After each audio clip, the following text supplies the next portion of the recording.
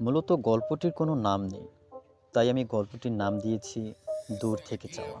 গল্পটি আমাকে পাঠিয়েছে আমাদের এই পেজের একজন মেয়ে সদস্য। নাম পরিচয় না হয় গোপনই থাক। শুনে আসি কি এমন ঘটেছিল তার জীবনে।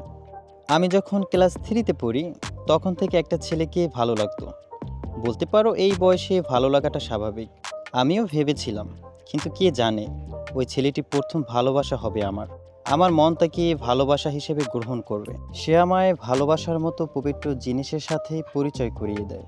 আমি বিশ্বাস করতাম না ভালোবাসা, কারণ শৈশব থেকে যার জীবনে ভালোবাসা নেই সে জানবেও বা কি করে ভালোবাসা কি। যাই হোক, তার সাথে আমার 1 বছর পড়ার সুযোগ হয়েছে। তারপর 3 বছর ওর সাথে কোনো যোগাযোগ ছিল না। মজার ব্যাপার এটা যে একই স্কুলে থেকেও 3 বছর কোনো যোগাযোগ ছিল না।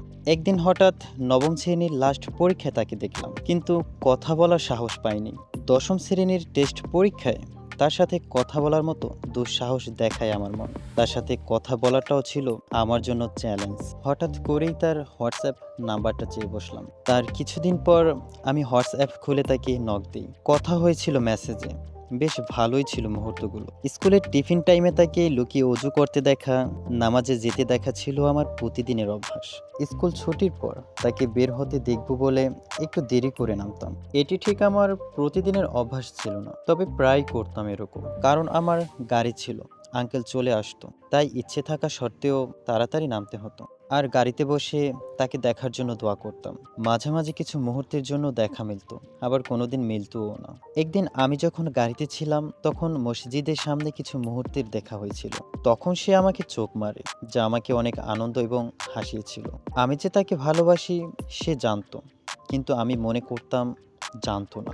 আমি ভেবে পাচ্ছিলাম না যে আমি তো কোনোদিন ওকে বলিনি, তাহলে জানলো কিভাবে। তারপর খেয়াল হলো, যেদিনও বলেছিল ওর ফোন নষ্ট হয়ে গেছে, সেদিন মেসেজে আমি আমার অনুভূতি প্রকাশ করে ফেলেছিলাম। তারপর হয়তো ফোন ঠিক করার পর ও ওই মেসেজগুলো দেখে নিয়েছিল। আমি কত বোকা ছিলাম। আমি ভেবেছিলাম ফোন নষ্ট হওয়ার পর ওর আইডি নষ্ট হয়ে যাবে, আর কোনোদিন মেসেজগুলো পড়তে পারবে না। যাই হোক, এর মধ্যে আমাদের স্কুল থেকে স্টেডিয়ামে প্রোগ্রাম হয় 3 দিন যাবত। ওই 3 দিন আমার জন্য অনেক স্পেশাল ছিল।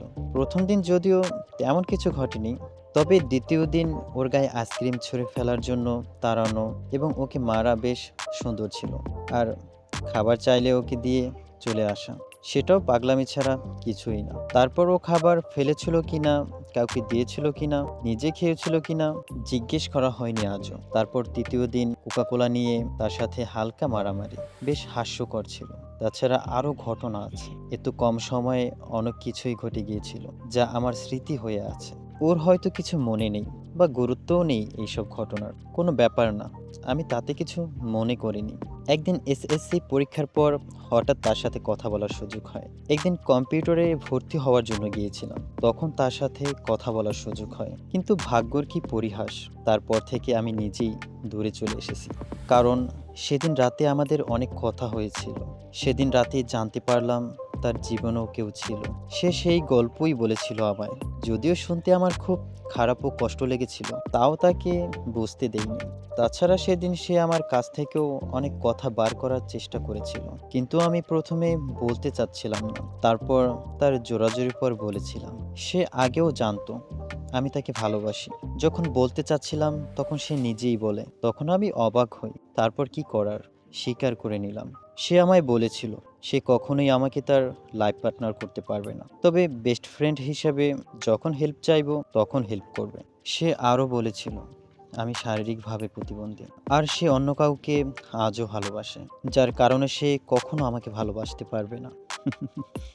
তারপর থেকে তার সাথে আমি আর পাগলামি করে মেসেজ দেওয়া বা কথা বলার মতো দুঃসাহস করিনি। তার আমার সম্পর্কে মন্তব্যগুলো একদম ঠিক ছিল।